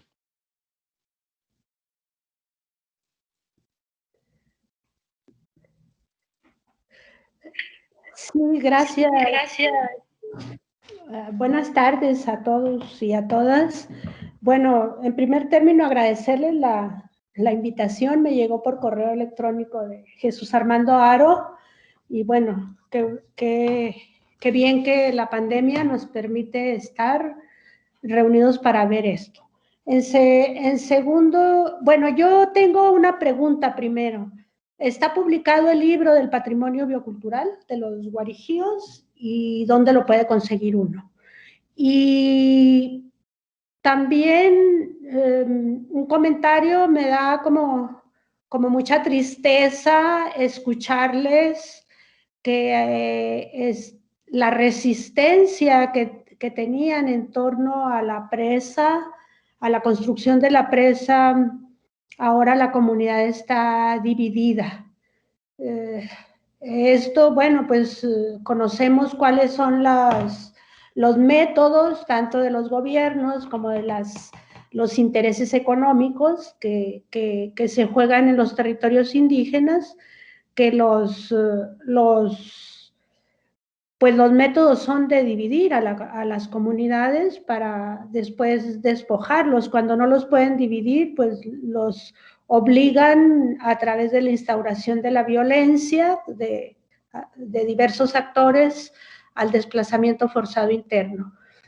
Pero la siguiente pregunta sería: ¿qué tan fuerte está el sistema normativo interno? Porque lo que nosotros, bueno, lo que yo he visto en mi experiencia en la Sierra Tarahumara, como activista, aclaro, no como académica, es que las comunidades donde los sistemas normativos están fortalecidos, es muy difícil que los dividan, pues, y que logren los objetivos, o al menos en las comunidades donde yo trabajo no se ha visto esto. Y pues qué bueno de nueva cuenta tener la oportunidad. Vi muchos rostros aquí conocidos: Horacio, Margarita, a todos, pues les agradezco la invitación. Gracias. Gracias, Isela. Ramón o Armando, ¿quieren comentar algo? Bueno, pues el libro está publicado por el Colegio de Sonora. Hay algunos ejemplares en la Sociedad Sonorense de Historia a la venta. También la UNAM, el programa de la Universidad tiene algunos ejemplares. Y estamos... fue una edición muy, muy corta, solamente 600 ejemplares para una edición nacional. O sea que el libro está un poco agotado, vamos a decirlo así. Yo compré bastantes ejemplares porque pensamos que los guarijíos son los principales receptores de este libro y se los vamos a hacer llegar de manera gratuita. Ya mandamos una primera remesa, pero pues es insuficiente todavía porque realmente participó mucha de la gente en la factura de este libro de un modo o de otro, ¿no? Y finalmente pues estamos también tramitando la edición electrónica del libro para que se pueda obtener gratuitamente tanto a través de la UNAM como del Colegio de Sonora, que son los coeditores, ¿no? Pero también, pues, en el caso tuyo, Isela, pues yo te puedo hacer llegar una versión electrónica con mucho gusto preliminar, ¿no? Ramón. Yo quiero comentar sobre la pregunta que hace Isela sobre el sistema normativo interno. Lamentablemente, lo que te puedo platicar es que efectivamente los sistemas normativos internos están muy diezmados. Hay una separación importante entre las diferentes comunidades por la geografía política de los núcleos agrarios donde están ubicadas, además de esta división, vamos a llamarle política interna en términos de con la presa o contra la presa, pero además, bueno, está toda esta forma de organización en torno a los comisariados ejidales, que han estado como disfuncionando por varias décadas, por supuesto con intervención del sector agrario gubernamental federal, porque esto los debilita en términos de su control territorial. Entonces los comisariados pues han sido personajes que no tienen, digamos, un control sobre el ejercicio de lo que representan y son muy fáciles de cabalgar en términos de no regularizar su situación, digamos, ¿no? Pues si uno quiere revisar los comisariados ejidales aquí, pues sus asambleas han tomado decisiones que no están, digamos, legalizadas, sus asambleas no están actualizadas, sus padrones de beneficiarios, muchos ya están fallecidos o sin sucesión, etcétera.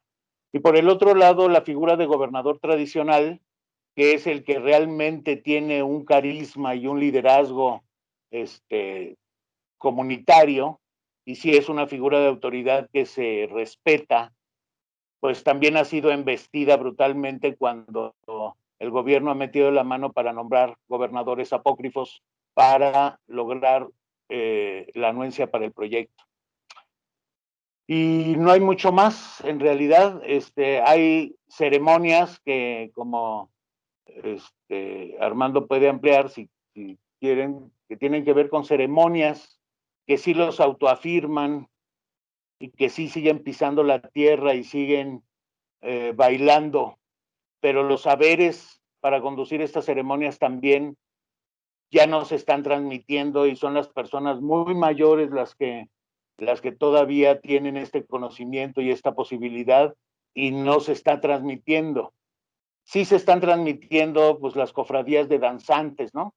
Los grupos de danzantes pues sí siguen estando ahí.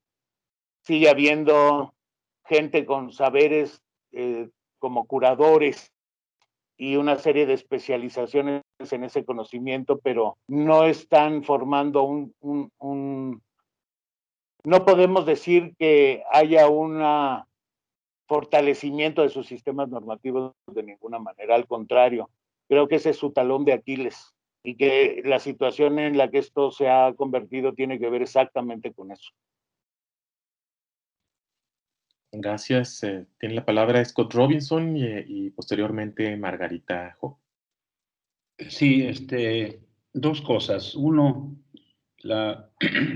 quiero llamar su atención al perfil breve de la página 273, los que tienen o tendrán el libro, sobre lo que puede suceder, el escenario probable a futuro en el embalse, donde del lado poniente, que es el más cercano a Ciudad Obregón, y donde hay una carretera pavimentada hoy desde Navojoa y Álamos, es muy probable que habrá tratos con los ejidos para llenar las costas del nuevo embalse con casas elegantes, con sus muelles privados y sus lanchas, etcétera. Y al oriente será una verdadera región de refugio de los guarijíos en su ejido, pero ofreciendo, me imagino, o dejándose reclutar la mano de obra para, digamos, atender estos lloris, digamos, urbanos de Navojoa y Obregón. O sea, lo que quiero es remarcar aquí es un cuadro de México del siglo XXI que se está, digamos, construyendo aquí, que es absolutamente pronosticable. Pero otro punto es un segundo volumen que hace falta acompañar al libro, al patrimonio biocultural y despojo territorial en el río Mayo, es sobre el distrito de riego 038 con su base en Navojoa, que viene siendo favorecido por el recurso del agua almacenado, que tiene un nuevo valor en el mercado de agua para los 11,000 y pico de hectáreas sembradas con riego en dicho distrito de riego 038. Es un caso donde pues no hubo contacto, digamos, ni tiempo ni recursos, y ni contacto, digamos, con las fuerzas vivas de Navojoa para entender cómo va a mejorar, digamos, la seguridad hidráulica de los que mandan ahí dentro de la región del distrito de riego a futuro, ahora que tienen un agua asegurado en tiempos de sequía y también en tiempos de tormenta, que puede almacenarse y amortiguar, digamos, el futuro embalse de los Pilares. Es un tema por hacer, para planear y realizar a futuro. Una etnografía de las transformaciones del 038. Es todo. Gracias. Adelante, Margarita. Gracias. Sí, muchas gracias. Pues yo quería comentar, sobre todo pensando, bueno, entendiendo lo poco esperanzador que resulta el panorama tal como está hoy en día. Sin embargo, creo que la pregunta sobre qué sigue nos hace pensar en dónde tendríamos que poner nuestras esperanzas, que es un poco la pregunta que hacía muy de pasadita en mi breve intervención sobre las categorías de grupos étnicos e incluso la noción de pueblos indígenas, que son categorías que han servido sobre todo a la administración desde el Estado de la alteridad. Y en ese sentido, pensando por ejemplo en lo que comentaba Ramón sobre esta idea de los gobernadores guarijío, que no son de las comunidades afectadas y a quienes de quienes está tomando la voz de ellos y estuvieron de acuerdo, pues en realidad es justamente ese juego del Estado con esas categorías para generar homogeneidades, y entonces homogeneidades en donde en realidad hay diversidad, porque al interior de estos pueblos, grupos, hay una enorme diversidad, y entonces un poco lo que yo quería reflexionar o lo que me ha estado inquietando desde hace un rato es hasta dónde seguimos los juegos del Estado con estas categorías, hasta dónde hablar de pueblos indígenas, que es una categoría creada desde el Estado para hablar de la alteridad, sigue dando juego al Estado, y el Estado no es nuestra vía de esperanza. No creo que sea la vía de la esperanza o la vía para trazar un futuro. Sé también que puede parecer ingenuo y que ante quienes han trabajado muy de la mano de estos pueblos puede parecer poco serio que se empiece a cuestionar esto. Sin embargo, considero que si estamos pensando en las posibilidades hacia un futuro trazado desde las memorias de los pueblos, desde las memorias de los actores, no desde las historias construidas a partir de aparatos estatales, pues estos futuros tendrían que poner la lealtad de quienes los acompañan y la lealtad de quienes desde la academia o desde otros intereses quieren dar cuenta de la complejidad de estos pueblos, ponerla en las categorías y en las formas que estos mismos pueblos piensan la alteridad y las vías hacia el futuro. Quiero decir que en el sentido de lo que preguntaba también, o lo que comentaba Alejandro Aguilar Seleni, ¿qué sigue hacia adelante? Muchas veces es importante revisar el pasado, es importante advertir las prácticas ancestrales, pero sobre todo advertir que esas prácticas ancestrales se actualizan constantemente y justo ahí radica su vitalidad y justo ahí radica su posibilidad de mantenerse hacia el futuro. Y en ese sentido, un poco lo que trataba de señalar es la importancia de empezar a imaginar una antropología de los mundos futuros. Simplemente. Gracias. Gracias. ¿Quieren responder algo los autores antes de dar la palabra a Alejandro Aguilar? Voy a hacer un breve comentario. Yo estoy de acuerdo en que esas categorías son una imposición civilizatoria. Sin embargo, ha habido una ruta en la construcción de los derechos colectivos de los pueblos indígenas como materia del derecho internacional de derechos humanos. Y ahí hay un anclaje importante porque pues esa definición ha sido también toda una lucha política de los propios pueblos para ser reconocidos y desagregar cómo es que ellos deben tener el efectivo acceso a la jurisdicción en términos de su diferencia sociocultural. Y la categoría esta en construcción en el derecho internacional tiene que ver con reconocer estas entidades, estas formaciones socioculturales como anteriores a las formaciones estatales, de tal manera que reivindican una serie de derechos anteriores a los sistemas constitucionales. Vertiente de sobrevivencia política y de movilización. Esos derechos dieron lugar a la formación de movimientos que no existían y que nacieron en los 90s, ya esgrimiendo la lucha de estos derechos colectivos. Entonces creo que ahí hay un matiz en relación a que no es lo mismo cómo construye el gobierno estas figuras de gobernador tradicional en la época desde los cardenismos para acá y se les imponen esas figuras de autoridad y representación, a cómo se han ellos adaptado a esas imposiciones y han hecho de esto una serie de herramientas propias y de autoadscripciones propias que reivindican de esa manera y que es la manera en que han podido entablar el diálogo tanto político como en los tribunales con el Estado, ¿no? Y que justifican también su movilización en la resistencia.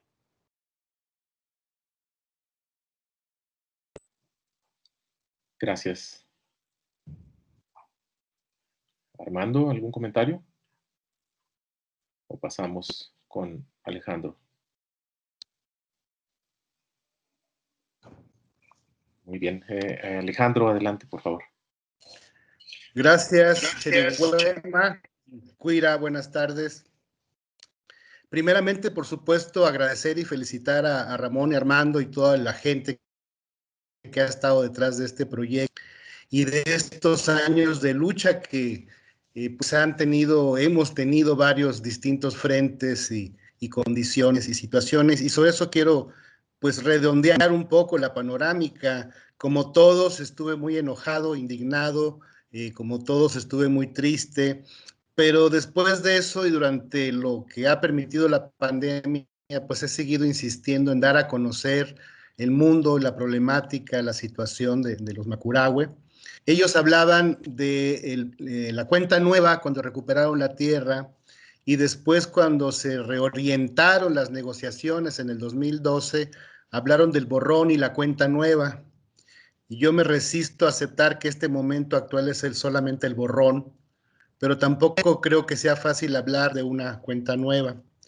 Fue muy vergonzoso que desde aquellos años y todavía hasta la fecha, casi todo el aparato de Estado, municipal, estatal y federal, Finalmente, cualquier gobierno siempre será un gobierno yori desde el punto de vista de los pueblos, pero la gran mayoría de las instituciones estuvo en contra y sigue estando, aunque sea por ausencia. En ese proceso, gracias muy especialmente a Alba Gloria Galindo, no a Culturas Populares, sino a ella, iniciamos un proyecto de recuperación de la memoria histórica Macurahue, integramos jóvenes, les dimos algunas nociones de cómo platicar, quién más que ellos lo saben, y pues equipo elemental para recuperar estas historias. Nos pusimos a traducir textos que del inglés nunca habían llegado a la lengua español o macurahue, y todo esto fue a un lado de toda esta problemática, buscando recursos por un lado y otro. Después de eso, cuando se editó el libro, estuvo como un año, año y medio detenido por severas discusiones de tamaños y colores de logotipos. Y pues fue hasta enero de este año que empezamos a devolver, y eso es muy relativo, eso de devolver este libro a las comunidades macurahue. El sentido de esto era y es pues apoyar en la recuperación de la memoria histórica, ubicar el pueblo macurahue en su propia historia y en la historia general, a través de talleres de lectura, de acompañamiento a continuar con esta labor. Hace unos momentos presentábamos el libro de Alberto Mellado, Joven Comcac, que hace 3 libros de historia de la nación Comcac, una obra importante hoy en día, y pues esto nos lleva a estos otros campos de acción, de integración de respuestas. Estamos por empezar a sufrir toda la serie de campañas de los candidatos. Ahora estoy en estos días en Yécora y sencillamente los sicarios llegan a la casa de una persona, le dicen tu cuñada, su marido anda con el otro en el otro grupo, te sacan de la casa, te sacan el celular y es todo un proceso, ¿no? Entonces, pues por eso pienso, insisto, más allá, claro, de las instituciones, pero con las instituciones obligadamente, pues iniciar o junto con ellos propiciar esa manera de reinicio, de reconstrucción. Me preocupa, por ejemplo, en el ámbito cultural, estos programas nuevos, como el programa de los huehues o el chamaquili, que en el fondo están ratificando una vuelta al centralismo. Aquí en Sonora no hay huehues propiamente, los yaquis tienen yohues, pero también está esta otra dinámica. Entonces, bueno, agradezco su trabajo, la publicación de este libro, y espero que con estas herramientas podamos realmente ayudar tanto al pueblo macurahue como en el fondo lo que decía Margarita, pues articular las antropologías del norte y vincularlas. Yo pienso en esta situación por la reciente creación de la Escuela de Antropología en Hermosillo, y me pregunto yo, ¿qué van a hacer? ¿Para dónde van a ir? Por la situación de violencia, pero también por las urgentes necesidades de los pueblos y el periodo embrionario de una escuela, ¿no? Muchas gracias y saludos acá a tanta gente querida y compañeros y compañeras. Gracias, pues yo creo que ya estamos cerca de cerrar. Leo los comentarios que hay en el chat que había perdido de vista. Armando Aro dice, asalto en descampado, entre comillas, dice Alejandro Aguilar Seleni, quien nos acompaña aquí. A la región Guarijía la independencia llegó siglos después, mas no la revolución y menos la 4T. Pasaron de la ancestralidad al despojo neoliberal de un solo zarpazo. ¿Dónde cifrar las esperanzas? La suerte de los guarijíos es la propia nuestra. La selva baja caducifolia donde vive es un reducto importantísimo para la reproducción de muchas especies animales y vegetales. Un corredor biológico norte-sur. Pensamos, pobrecitos ellos, pero no imaginamos lo que perderemos junto con ellos. Luego dice Luis Fernando Aro, ¿existe la participación de instancias internacionales para tratar de influir a favor de los guarijíos en este despojo? Queda como pregunta. Dice Cristina Barros, lo que se describe en este libro y lo que aquí han ido narrando entre todos es un ejemplo de lo que ocurre en numerosos lugares del país. Ante esto, el gran reto es cómo sumar voluntades para construir otro futuro. Estamos dispersos. ¿Cómo enlazar a los y las que estamos por la vida en los términos que expresa Armando Aro? Ojalá que entre todos podamos respondernos esto. Gracias a los autores por el libro, por su lucha. También a quienes lo han presentado, a quienes han intervenido. Cristina Barros. Dice Armando Aro. La 4T no ha llegado a Sonora, ni el Estado de Derecho al país. Las instancias internacionales totalmente omisas. Alejandro forma parte del grupo de asesores también de Red Cagueruma, compañero de la lucha. El ecoetnocidio es suicidio. El futuro nos pertenece porque no hay otro. Hasta ahí los comentarios. No veo más manitas levantadas. ¿Alguien quiere hacer un último comentario?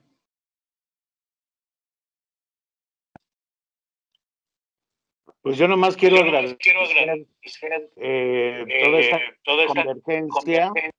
La única instancia internacional en la que estamos con cierta expectativa es la Comisión Interamericana de Derechos Humanos. Ha sido muy lenta. Y bueno, pues el asunto de la ruta de los tribunales no la queremos dar por muerta, pero es probable que tengamos que revisar un esquema de gestión en esa dirección también. Así que, de todas maneras, yo les quiero agradecer a todos este acompañamiento y esta devolución. Nos hacen reflexionar de manera muy importante y nos hacen sentir muy, pues, en familia. Gracias. Yo quiero comentar que este asunto de los guarijíos ha sido un esfuerzo colectivo. En el libro son muchas las gentes realmente, tanto de parte del grupo de los asesores, la gente que colaboró en el concurso Saberes del Monte y de los propios guarijíos, que pues sería muy largo ahorita mencionarlos a todos, pero están mencionados en el libro, ¿verdad? Simplemente comentar eso. Y muchas gracias a todos, realmente me siento muy contento por esta presentación. Perdón, yo nada más rapidísimo. Adelante.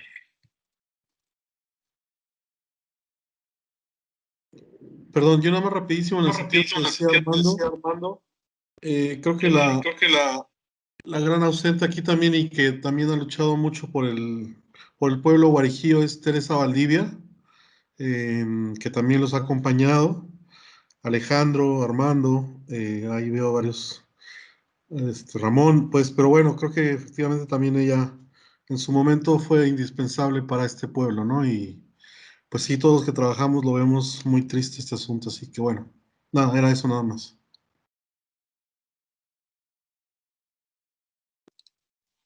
Muy bien. ¿Algún comentario final? ¿Alguien más? Si no, para pues, agradecer a toda la asistencia, a todo el público presente por sus participaciones, por su acompañamiento a la presentación de este libro, que ojalá sea ampliamente difundido y leído, por todo lo que representa. Yo creo que aquí hay varios temas cruzados importantes, como es antropología médica, como es la lucha por el territorio, la visión del patrimonio biocultural y pues, la perspectiva de los propios pueblos. Entonces, pues gracias de nuevo por estar aquí. Ojalá, si siguen las actividades del coloquio, ojalá las sigan disfrutando. Y pues no queda más que desearles muy buenas tardes a todas y todos. Gracias, buenas tardes. Chao. Bye.